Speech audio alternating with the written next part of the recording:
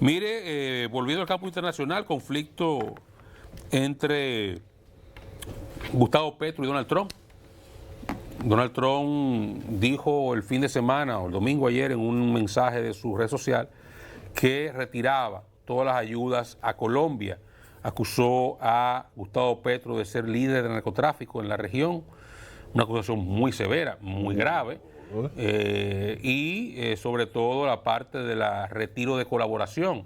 Yo había leído en estos días un reporte, creo que leí un resumen que publicaba El País, que era un trabajo de la revista Semana, que es una revista de mucha importancia en Colombia, que señalaba que la inteligencia colombiana estaba en colaboración con Estados Unidos para la interdicción de forma muy violenta de las lanchas y los submarinos, incluso que recientemente fueron destruidos por las fuerzas de Estados Unidos que se encuentran en patrullaje en el Caribe.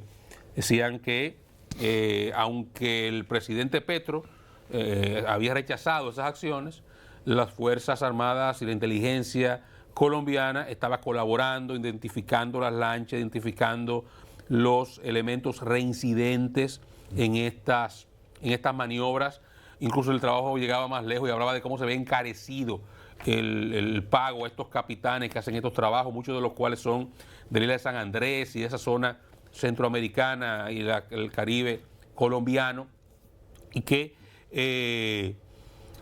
esa colaboración continuaba. De hecho, hablaban de que, y Petro lo confirmó, 2 individuos al ataque al submarino sobrevivieron. Era un submarino de baja profundidad que fue viernes o sábado atacado por las fuerzas norteamericanas. 2 individuos sobrevivieron al ataque y fueron entregados a Colombia.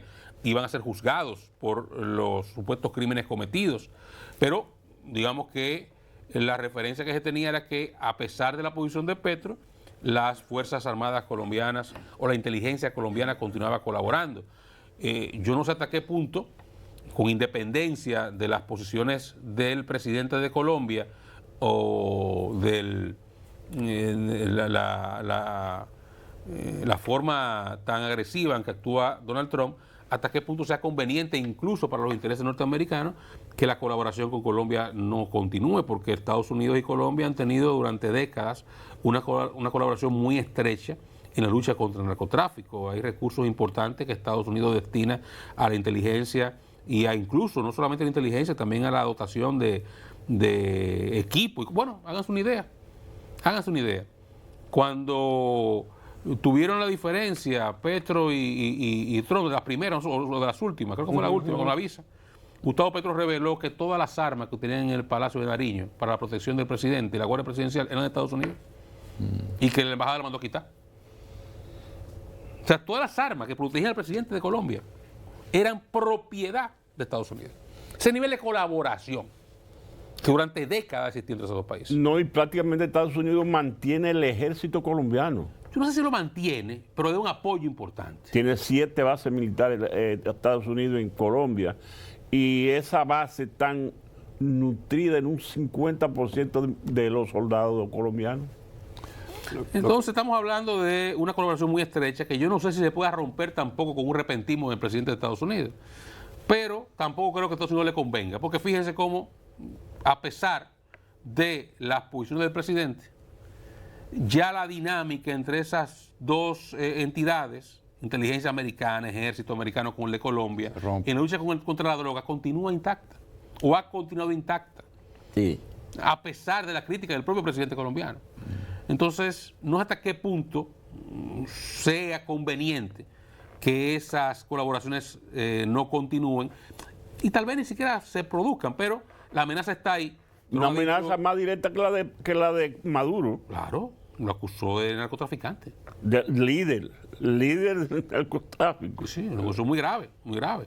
Vamos a ver cómo se manifiesta eso en el futuro, pero reitero, yo no creo que sea conveniente, ni siquiera para Estados Unidos, que la colaboración con Colombia se descontinúe, porque hay todavía, de eso usted señala, los lazos son demasiado estrechos.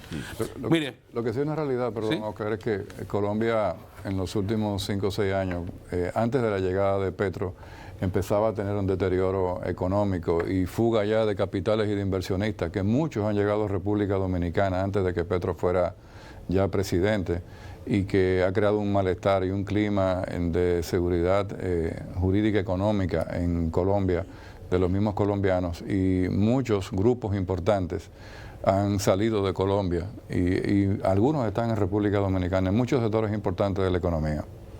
O sea que Petro nunca ha significado seguridad, y más de todo con lo que ha pasado con sus famosos debates, el intercambio de cartas que hizo el ministro que tenía, acusándolo de todo tipo de cosas. O sea que Petro en este momento no tiene todo el control de Colombia, y hay una inestabilidad económica en el vecino país. Cuando me eligieron a Petro, yo lo dije y lo repito ahora, cuando los países se quieren joder, no hay forma de detenerlo. Colombia va demasiado bien. Quisieron joderse y eligieron un maldito loco de presidente. Como decía Napoleón, no lo moleste. No, un loco, y no lo respetan ni siquiera sus propios Y funcionarios. lo dejo en loco porque lo que dicen sus funcionarios son peores. Dicen que es borracho y adicto, que son mucho peor. Vamos a una pausa. Retornamos en breve. Osmar Benítez estará con nosotros, vicepresidente ejecutivo de la Junta Agroempresarial Dominicana.